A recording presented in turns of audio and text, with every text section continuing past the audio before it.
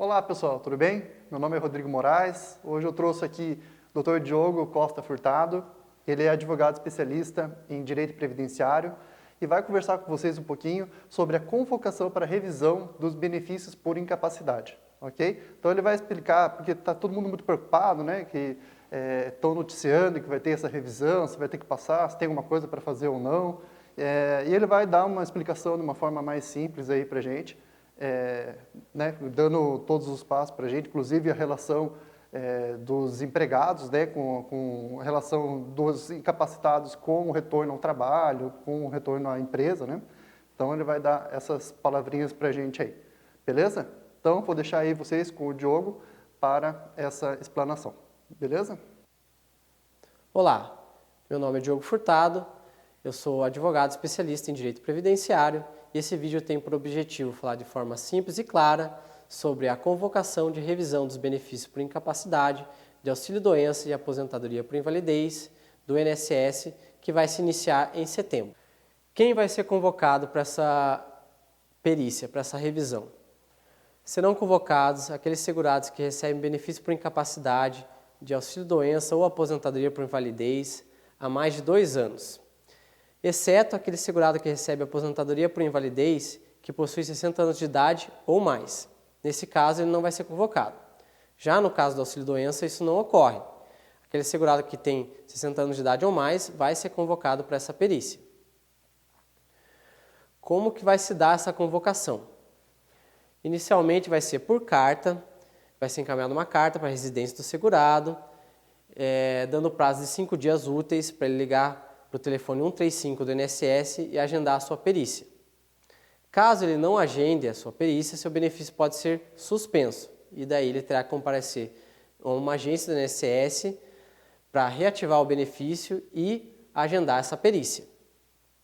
Haverá outras formas de convocação, mas a princípio a principal é por carta.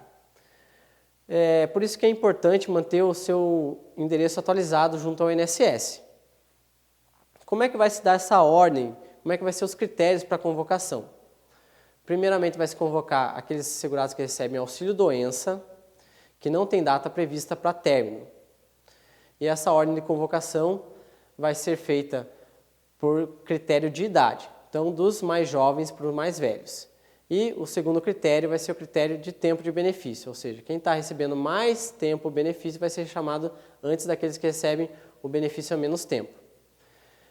Após a convocação dos segurados de auxílio-doença, vai se iniciar a convocação dos segurados que recebem aposentadoria por invalidez.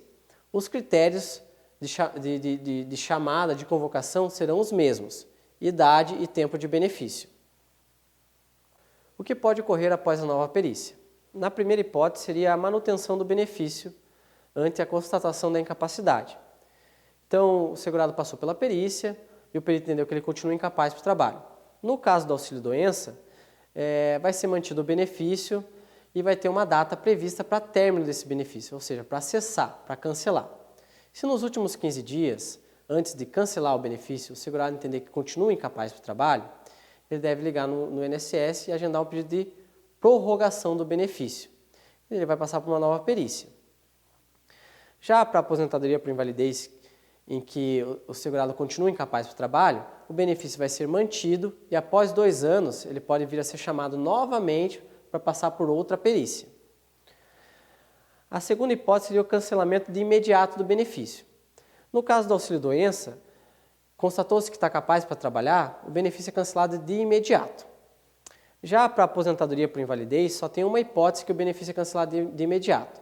É para aquele segurado que recebe o benefício há menos de 5 anos, lembrando que pode somar o auxílio-doença que recebia antes da aposentadoria por invalidez com a aposentadoria.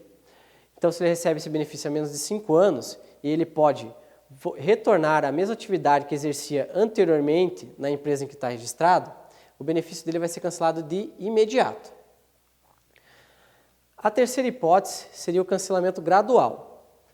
Essa hipótese só diz respeito à aposentadoria por invalidez. Então, nessa primeira hipótese aqui, que nós temos seria aquele segurado que recebe benefício há menos de 5 anos, mas que não é empregado. Então, lembrando que aquele segurado que recebe benefício há menos de 5 anos e é empregado, o benefício é cancelado de imediato. Nesse caso, se ele não é empregado, ele vai receber o benefício pelo número de meses em que ele ficou afastado, equivalente ao número de anos. Então, ficou 3 anos afastado, vai receber 3 meses de benefício, sem prejuízo de retorno à atividade, ou seja, ele pode voltar a trabalhar e ele vai receber o benefício mesmo assim. Agora, nas últimas 3 hipóteses aqui, o benefício ele vai ser concedido por 1 ano e meio e vai ser gradual. Nos primeiros 6 meses vai receber 100% do benefício, nos 6 meses seguintes 50% do benefício e nos últimos 6 meses 25% do benefício. Sem prejuízo de retorno à atividade também. Ele pode voltar a trabalhar e vai receber o benefício da mesma forma. Então, isso ocorre quando há redução da capacidade para trabalhar, ou seja, aquele segurado que tinha condições de trabalhar na mesma profissão, na mesma função, no mesmo cargo, mas tem uma redução para trabalhar, ou seja, ele precisa se esforçar mais para fazer a mesma função. Esse seria um exemplo, né? Ou aquele segurado que passou por reabilitação profissional, ou seja, está incapaz para a atividade que exercia anteriormente, mas se reabilitou para uma nova profissão. E, por fim, aquele que recebe benefício de incapacidade há mais de 5 anos. Então, aquele que recebe aposentadoria por invalidez há mais de 5 anos se enquadra nessa hipótese de redução gradual. Eu gostaria de pontuar aqui um outro benefício, que pode ser concedido após ser cancelada a aposentadoria por invalidez ou o auxílio-doença, que seria o auxílio-acidente. O auxílio-acidente ele só vai ser concedido para aquele segurado que houve uma redução da capacidade para trabalhar ou teve que se reabilitar para outra profissão, porque a sua doença decorre de um acidente de trabalho ou uma doença ocupacional. Nesse caso, se ele for reabilitado para outra profissão ou tem a redução da capacidade para trabalhar, assim que cessar o benefício de incapacidade que ele recebia anteriormente, vai ser concedido o auxílio-acidente, que é mais ou menos metade do valor do benefício de auxílio-doença, um pouquinho mais que a metade.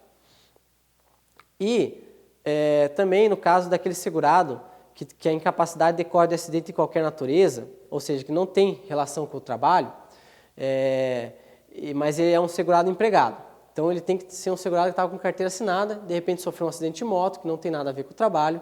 Nesse caso, se por acaso ficar constatado que houve uma redução da capacidade dele para trabalhar, ou ele teve que se reabilitar para outra profissão, ele também vai ter direito a esse benefício chamado auxílio-acidente. Esse benefício ele vai receber sem prejuízo de retorno à atividade laboral. Ou seja, ele pode voltar a trabalhar e ele vai continuar recebendo esse benefício. Só vai cessar no momento que ele se aposentar. Feito essas considerações, vamos falar um pouco sobre a relação do segurado, empregado e as empresas. Então, aquele segurado que pode voltar para a mesma atividade que exercia na empresa, que está com a carteira em aberto, tem algumas hipóteses aí que a gente tem que pontuar. Muitos segurados têm me perguntado se tem estabilidade, se a empresa é obrigada a deixar ele retornar para a mesma função que exercia antes, né? Então, primeiro vamos falar sobre a estabilidade. Aquele segurado que recebia auxílio-doença ou aposentadoria por invalidez que não tem relação com o trabalho, que não decorre de acidente de trabalho ou doença ocupacional, ele não tem estabilidade. A lei não prevê estabilidade para ele. Já para o segurado que recebia auxílio-doença ou aposentadoria por invalidez que decorre de um acidente de trabalho ou de uma doença ocupacional, ele retornando à empresa, ele tem uma estabilidade de 12 meses, ou seja, a empresa não pode mandar ele embora durante 12 meses, salvo se ele cometer uma falta grave, daí a empresa pode mandar embora por justa causa. Vale pontuar aqui, com relação à estabilidade, que tem algumas convenções coletivas de trabalho da categoria que prevê uma estabilidade para aquele segurado que retorna de um benefício por incapacidade, independente da espécie do benefício, se é benefício comum ou decorrente de acidente de trabalho. Tá? A empresa é obrigada a aceitar o funcionário de volta? Como disse ali inicialmente, a empresa teria que aceitar o segurado de volta, no caso daquele benefício que ele recebia decorre de acidente de trabalho, mas já no benefício de auxílio-doença comum ou aposentadoria por validez comum, a empresa também tem que aceitar o segurado de volta, mas não é obrigada a manter ele no emprego. Pode mandar embora desde que pague os seus direitos trabalhistas. Então, é basicamente isso. Por fim, Eu notei que os segurados às vezes estão muito preocupados e ansiosos, querendo tomar alguma atitude antes, querem saber se é obrigatório passar por essa perícia ou não. Infelizmente tem que passar pela perícia. O que eu oriento é buscar documentação médica que prova que continua incapaz e que está fazendo o tratamento para passar nessa nova perícia. Lembrando que caso o benefício seja cancelado e você entenda que continua incapaz para o trabalho, é sempre possível buscar a justiça a fim de restabelecer esse benefício. Eu espero ter esclarecido as principais dúvidas com relação a essa convocação que o INSS vai realizar. E caso não tenha esclarecido todas as suas dúvidas, vou deixar aqui alguns contatos. Dá para acessar o meu site, meloefurtado.adv.br, lá tem telefones de contatos e endereços, e também pode mandar um e-mail para mim, que seria no diogo@meloefurtado.adv.br. Obrigado.